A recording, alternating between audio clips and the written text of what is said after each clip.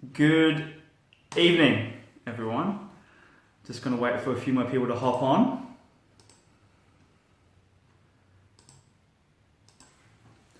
So I wanted to talk about a question that I recently got asked about how do you increase your confidence when selling to clients. This is a question that a good friend of mine asked me, and I promised I would do a live stream so that everyone could get the answer and really benefit from my response collectively. So in terms of confidence when it comes to closing clients, or if you want to look at getting new clients, or whenever you're in a sales environment, confidence does play a big part of it as well, because obviously if you're not confident, you're going to find it quite hard to close that client. So when you look at confidence, it can be a mixture of two things. The first is how confident you are at your closing abilities, and the next is how confident you are that your product is the right fit for the client. So I'll talk about the first one. So in order to develop confidence around closing clients, it's obviously going to have to be a skill set that is going to have to be honed. The more clients you close, the more confident you get. The more confident you get, the more clients you can close. So it's obviously a loop there. So unfortunately, there's no shortcut to that. I think many people look at trying to improve a skill set by learning other skill sets that overlap with that, rather than just practicing the thing they should be practicing. So if you want to get good at closing clients, then go and try to close some clients and lose them, and realize that whatever you did to lose those clients during the sales conversation, you shouldn't be doing ever again. Now, obviously, there are some good sales principles out there that if you can bring on board, you should, but generally, the more you practice it, the more fluid it will become. And the next is the confidence in the product. So this is a large one that I don't think people want to address, especially entrepreneurs, is your product the right fit for the client? Because we all like getting paid, we all like to sign up new clients. So when you come at it from that angle and you're actually declining clients because your product isn't the correct fit for them, then you're obviously going to be limiting your growth potential as well, because you're not closing as many clients. So the confidence has to come from your skill sets and just practicing it, and also in confidence in the product. Is the product the correct fit for the client? Is the product good? Have you got good testimonials? Are you prepared to do anything that it takes to close this client into the product? And if your answer is yes, then your confidence should just flow naturally, because you know that this product will legitimately help them. They'll use it properly. They'll get the most out of it. The ROI that they will pay you and get out of that would be much more if they just closed into your product. So confidence comes from two things. Comes from the actual tangible communication aspects of you being able to close and articulate and cultivate the features and the benefits, also to handle objections as well. But all of that generally comes from practice. So the more you close, the more you close. Hello, Queen. Hope you have been well. It has been a while since we spoke. We should line up another interview soon. Inbox me about that. I would love to connect up with your audience once again. And back to the product point. Again, in terms of confidence with products, ensure that your product is good. Ensure it will actually help them. Ensure you're talking to the right prospects, which brings us to the conversation of what I'm great at, which is internet marketing. So when you look at closing clients, when you look at getting clients into a sales conversation, a lot of the heavy work should be done before the client even speaks to you, right? A lot of the pre-framing and pretty much the pre-seeding of the purchase should be completed in the marketing that brought you the lead. So rather than just throwing up a simple opt-in and trying to capture as many prospects as you can, and then filter them on a questionnaire before you talk to them, or trying to qualify them on the call and just trying to close them for the sake of closing them.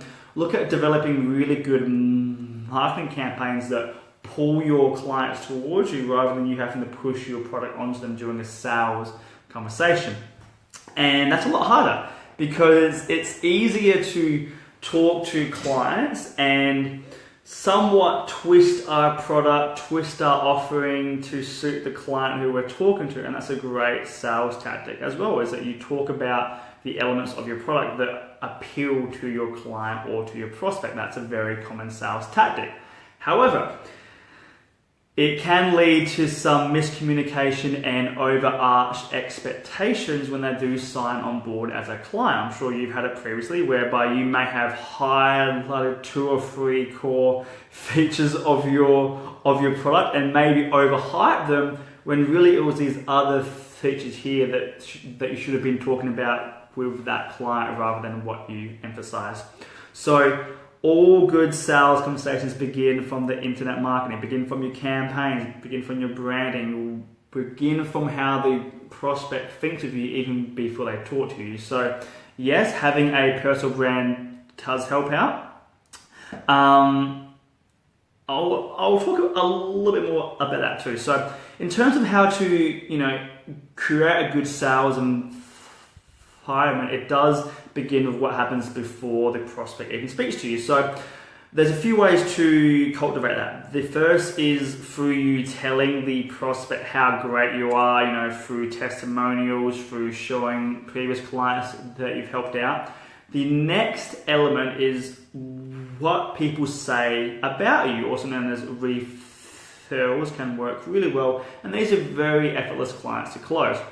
And the most powerful thing that we can do as entrepreneurs or as brands or companies is to really help out the client or the prospect well before they even talk to us. So this goes a lot more beyond just putting out articles and training videos.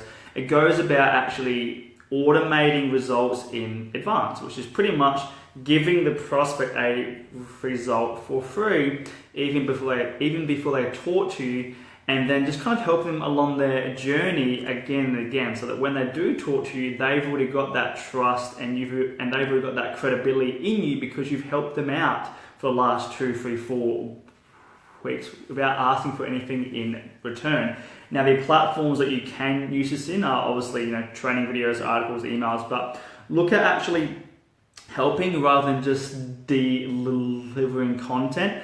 And then when it comes time to close the client, or when it comes time to talk to the client in a sales situation, it's a lot easier to close as well.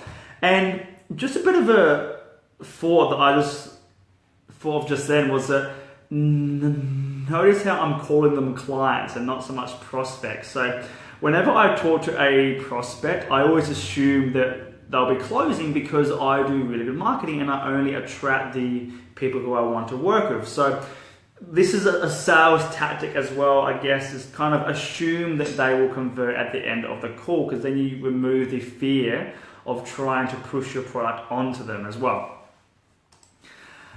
In terms of how I look at closing, so now that we've addressed what has happened before a prospect or a client speaks to you, let's talk about how do you actually close them. And before I get into that, excuse me for 1 second. Excellent. So how do I personally close clients? Just to pre-frame, I'm a terrible salesperson. I'm one of the worst sales people you will ever see or ever meet. I hope when I'm talking at a keynote or at an event, no one springs me to do a live sales call, because I'm just absolutely shocking at them. And a lot of it has to do with my speech. However, I've now overcome that a lot in the last few years, so it's not so hard anymore, but by all means, I'm not great at all. What I am great at is helping people. I'm actually great at helping the prospect. And then because I'm so great at that, it's such an easy transition into the pitch. So what I try to do, and this kind of is a mentality that I came up with a while ago now, and I always try to use it as much as possible in every conversation I have with prospects or clients, is I try to I try to ruin the sale for myself. I try to ensure that there's no reason for that prospect to hire me. Like, I literally try to outsell the need for them to even work with me. And the way that, and what that looks like is when I try to outsell the prospect from hiring me, is I'm looking at trying to help them beyond the point that they need me. So if I've got a prospect that I'm talking to and they need help with marketing, automation, or emails, then we will literally sit on Skype for maybe 2-3 hours and we'll write their emails, we'll do their planning, like we'll do everything. And I go, here's everything that you ever need to get the outcome you want. If you need help, let me know, I guess, kind of.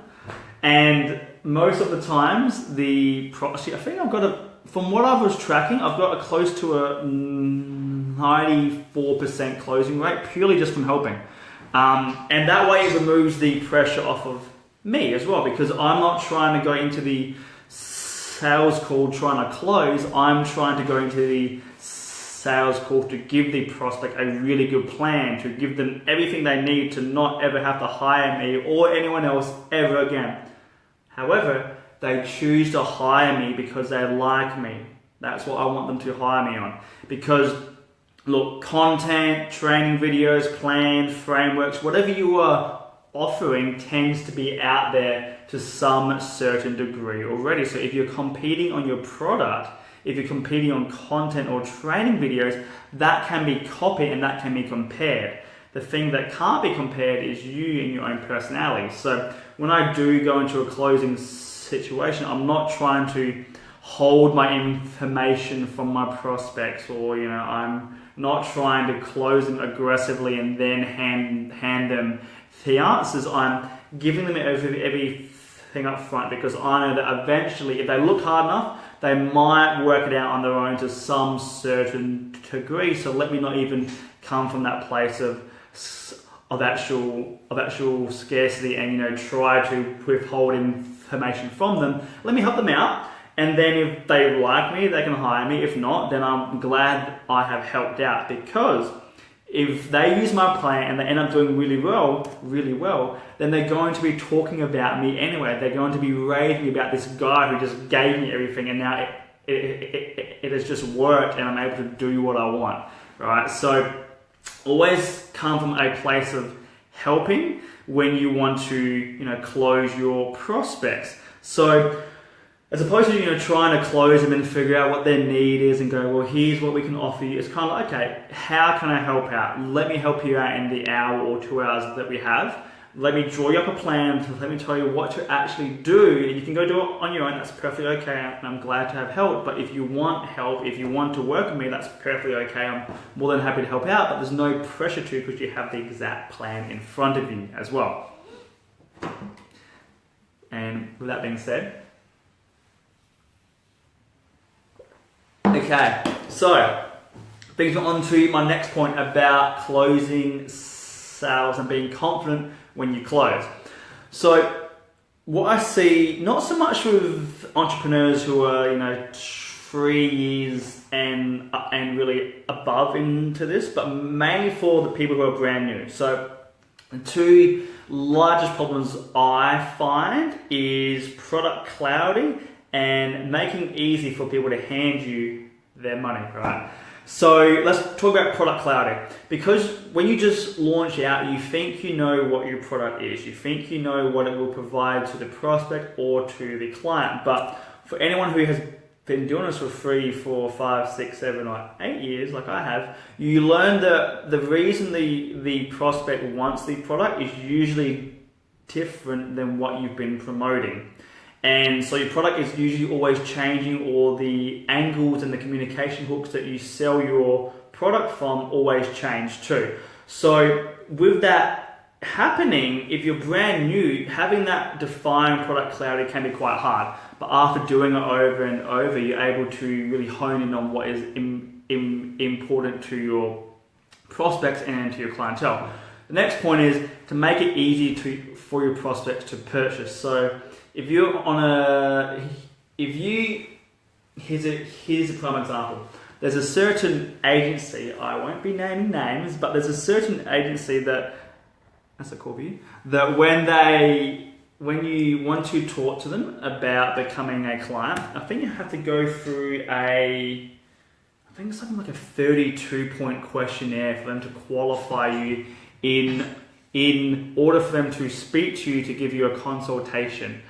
And no doubt that consultation is them just trying to close you into the product. So because you're doing a 32-point questionnaire before you even talk to them, it's quite hard for prospects to even talk to you, because there's a lot of hurdles they have to hop through. But then if you're closing them and they have to do another form and a questionnaire and some contract and then pay the invoice, and then you have to email them another questionnaire with a Dropbox link, the thing just gets way too complicated. So how can you make it as easy as possible for someone to hand you money? What are the 3 tangible action items that someone or that your client has to complete in order to hand you some cash? So it could be, hey, let's hop on a Skype call, let's figure out how I can help out, let's get the invoice paid, and let's start. That's literally it. If you have this long drawn out process, and I've learned this personally, whereby they have to do 20 things before they even become a client, then you're making it hard for them to hand you money, right? So make sure that the transaction is easy and effortless. Make sure it's quick and very, very painless as well. And one other point that I got asked about was leading the customer. So this is a very tangible sales question, and it's geared around, Jamie, how do I lead the customer? Again, if you're helping out the customer, then there's no leading that has to be done. But I come from a poor sales background that allows me to sell really well. So I come from a point of view of, let me help out as many people as I can, and eventually, somehow, some way, someday, I will probably close them in the future. But if not, I'm not concerned. So I'm giving you this advice from someone who was an introvert naturally, someone who was terrible at closing sales, always has been, and probably will be. So I'm sure there's plenty of other, hard closing, hard hitting tactics, but that's just not really me. Mainly because I'm good at marketing, so I'm able to offset my poor sales skills by attracting the right prospect before they even speak to me, so that the pre-selling is completed even before I show up on the Skype call. Anyway, how do you lead the customer into a sale? Well, you come from a place of helping, so when you talk to them on the Skype call or in person or in the phone or anything like that, when you talk to them, find out where they are, what they're doing, what they've tried before, where they want to go. And once you have that intel, you should be able to formulate a pretty generalized plan. And then you go and you talk. What I do suggest, as opposed to just talking about how great you are and how your clients have earned X, Y, Z and blah, blah, formulate a tangible plan for your prospect on the Skype call. Yes, it's harder. Yes, it will take more time. Yes, it can be somewhat tedious. But the upside is that you're helping out more because you give them a tangible plan, and that at the end of the call, they can actually walk away with something which they can possibly print out or hang up on their wall somewhere.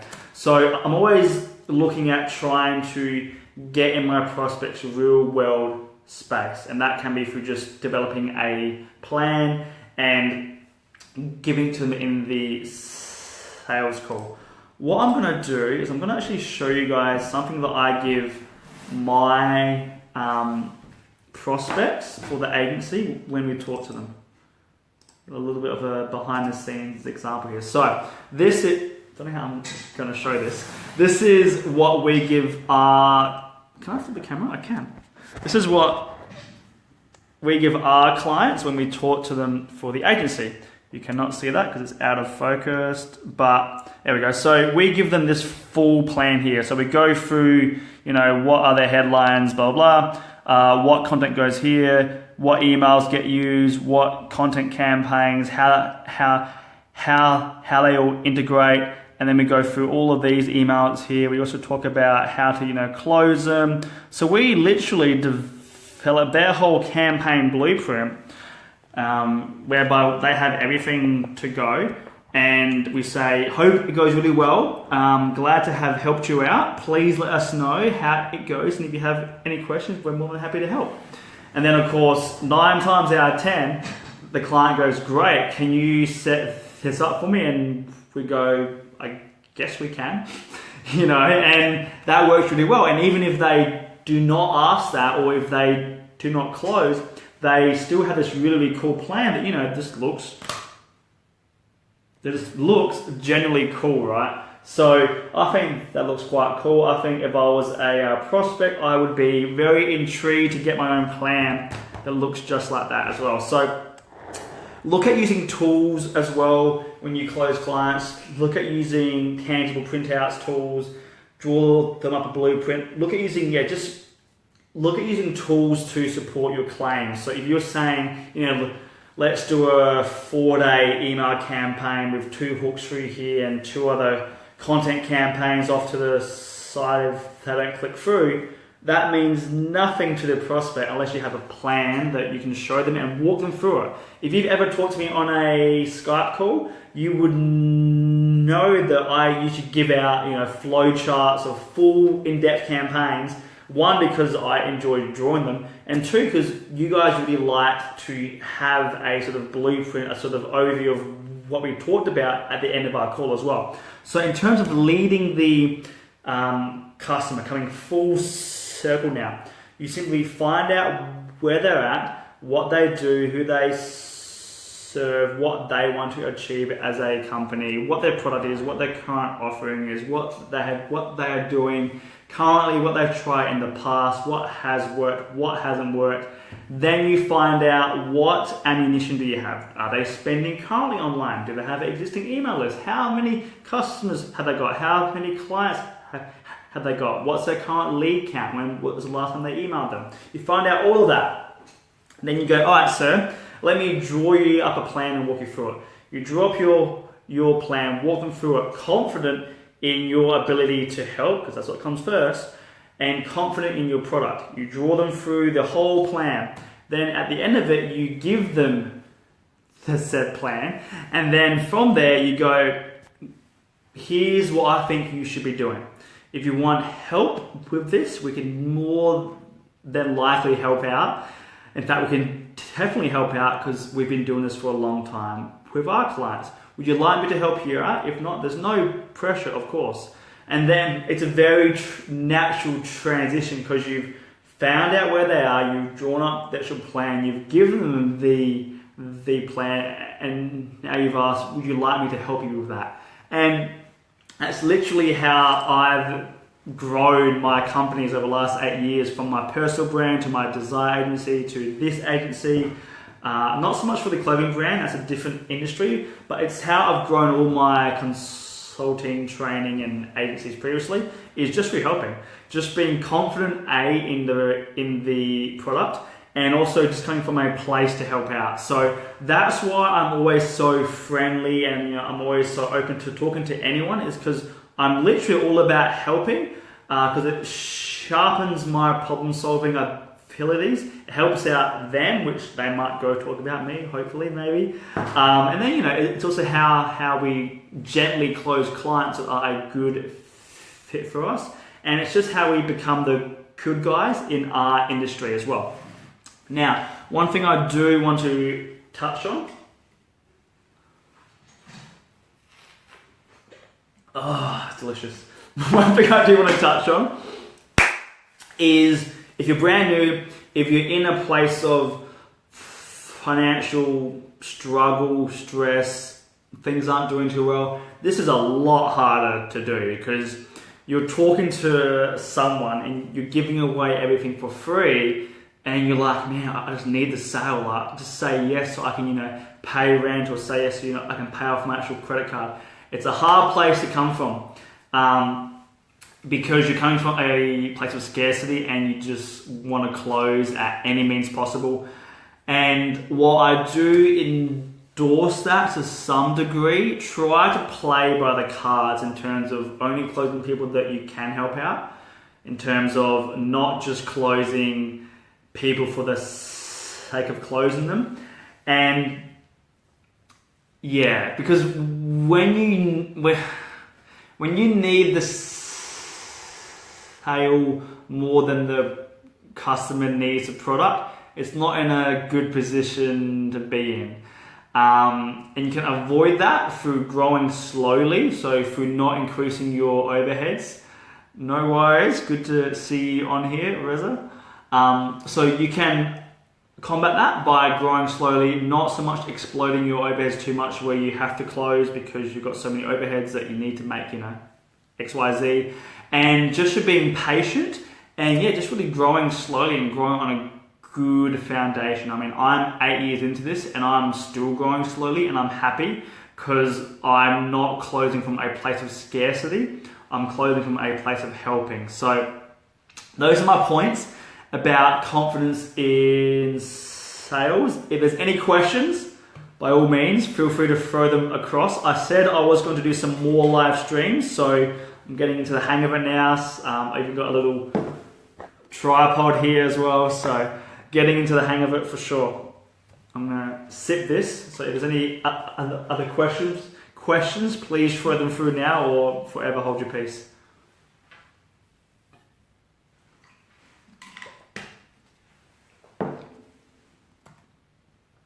Cool, that was easy.